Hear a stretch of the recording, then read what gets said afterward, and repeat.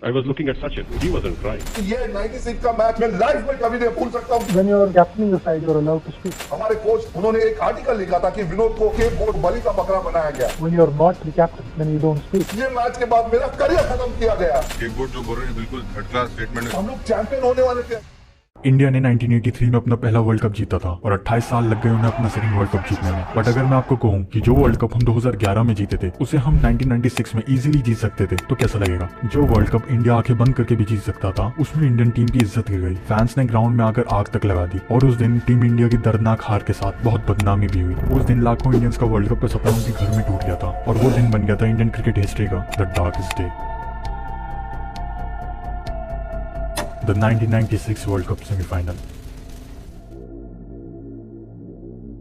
1983 का world cup जीतने के बाद इंडिया अगले दो वर्ल्ड कप्स में केवल ग्रुप स्टेज में खेलकर ही बाहर हो गया। बट इस वर्ल्ड कप में टीम कुछ अलग लग रही थी। एक तरफ जहां टीम इंडिया में 23 साल के सचिन तेंदुलकर बहुत अच्छी फॉर्म में चल रहे थे और वहीं दूसरी तरफ नवजोत सिंह सिद्धू, संजय मांजरेकर और विनोद कांबली उन्हें सपोर्ट दे रहे थे। बॉलिंग यूनिट्स में अनिल कुंबले, वेंकटेश प्रसाद, जवाहर श्रीनाथ और अजय जडेजा के होने से टीम बहुत पावरफुल लग रही थी और मोहम्मद अजहरुद्दीन की कैप्टनसी के साथ सभी फैंस को यही लग रहा था कि इस बार वर्ल्ड कप इंडिया में वापस आएगा। और लगना भी बहुत ऑब्वियस था क्योंकि इस वर्ल्ड कप को पाकिस्तान, श्रीलंका, इंडिया मिलकर होस्ट करने वाले थे और घर में वर्ल्ड कप जीतना उस वर्ल्ड कप को और स्पेशल बनाने वाला था।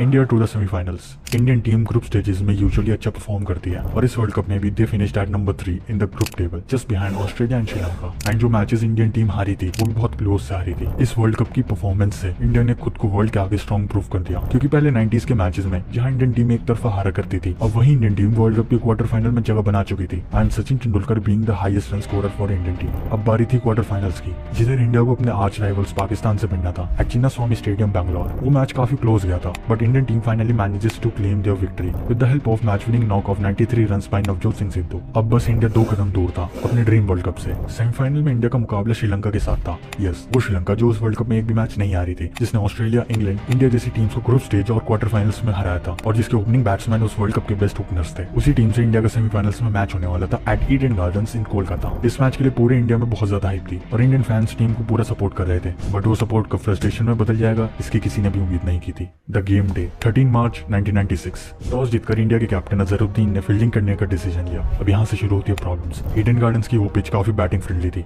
और श्रीलंका को पहले बैटिंग करवा के मानो इंडियन टीम ने अपने पैरों पर कुल्हाड़ी मार ली। मैच स्टार्ट होते ही इंडिया के स्टार बॉलर जवाहर श्रीनाथ ने श्रीलंका के इनफॉर्म ओपनर्स को आते ही आउट कर दिया। Jayasuriya for 1 and Romesh for 0। Sri Lankan team was eight 35 for 3। But उसके बाद जब सचिन बॉलिंग करने आए तो उनको पता चला कि उन्होंने पहले फील्डिंग करके कितनी बड़ी गलती कर दी। According to his autobiography, Sachin says, "It was only when I came to ball in that match that I realized we had misread the wicket. The ball started to hold up and was stopping on the batsman. The top layer might have been firm enough, but immediately below the surface it was loose. It would clearly not last a full 100 overs, and it became even more important to keep down Sri Lanka to a manageable score. Though we managed to restrict Sri Lanka to 251 in their 50 overs, that proved far too many in the end." और ये बिल्कुल सही भी था। वो wicket 100 over टिकने भी नहीं वाली थी। मतलब इन द सेकंड इनिंग्स जब इंडियन टीम बैटिंग करने आएगी वो पिच पूरी तरह से बन जा रहा है और वैसे ही कुछ हुआ। इंडिया की शुरुआत अच्छी नहीं रही। India lost their first wicket in the form of Navjot Singh Sidhu for just 3 runs to Chaminda Vaas. But India की उस टाइम की दिल और धड़कन सचिन तेंदुलकर क्रीज पर अब भी मौजूद थे। सचिन और संजय मांजरेकर ने सेकंड विकेट के लिए 96 रन्स की एक बढ़िया पार्टनरशिप बिल्ड करी। बट फिर ये हुआ। Yes, he's got him. I'm sure he's out. This could be a vital wicket.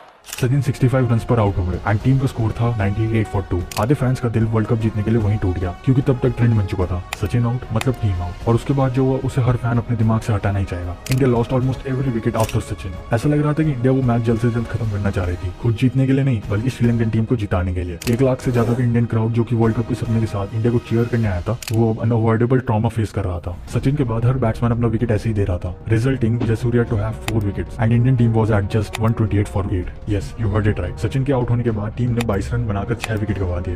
The controversy begins. Kolkata के क्राउड से जैसे ये चीज बर्दाश्त ही नहीं हुई और ऐसा हो भी क्यों ना। जो इंडियन टीम 98 फॉर 1 पे थी और फाइनल मैच में खेलने के सपने देख रही थी वही टीम अगली 75 बॉल्स में 120 फॉर 8 थी और सिर्फ विनोद कांबली, अनिल कुंबले और वेंकटेश प्रसाद ही बचे हुए थे। और तभी क्राउड ने गुस्से में आकर स्टेडियम के कुछ स्टैंड्स में आग लगानी शुरू कर दी। प्लेयर्स पे जो हो सका वो फेंका गया, चाहे वो बॉटल्स हो या कुछ और। नौबत तो ये आ गई कि स्टैंड्स में इंडिया हाय हाय और अजहर हाय हाय के नारे लगने शुरू हो गए। श्रीलंकन प्लेयर्स पे भी सब कुछ फेंका जा रहा था। श्रीलंका के कैप्टन अर्जुन ओनर रणतुंगा ने सभी प्लेयर्स को अंपायर्स के पास बुलाया और मैच रुकवाने की डिमांड करी। मैच रेफरी क्लाइव लॉयड ने मैच रुकवा दिया, पर जब मैच रिज्यूम हुआ तब बिना एक भी बॉल डाले एक श्रीलंकन प्लेयर पर बॉटल जा गिरी और बस फिर क्या था, श्रीलंकन टीम को उस मैच का विनर डिक्लेयर कर दिया। उस दिन इंडिया न केवल वो मैच या केवल वो वर्ल्ड कप नहीं हारी थी, इंडियन टीम अपनी रिस्पेक्ट भी हार रही थी in front of their own fans in their own nation. एक मैच हारकर लोग अपने ही देश को पूरी दुनिया के आगे गालियां दे रहे थे। Later with the help of police India और श्रीलंका के प्लेयर्स को उनकी होटल रूम्स तक ले जाया गया और अरविंदर दे सिल्वा को मैन ऑफ द मैच चुना गया for his amazing innings of 66 runs in just 47 balls. Match fixing.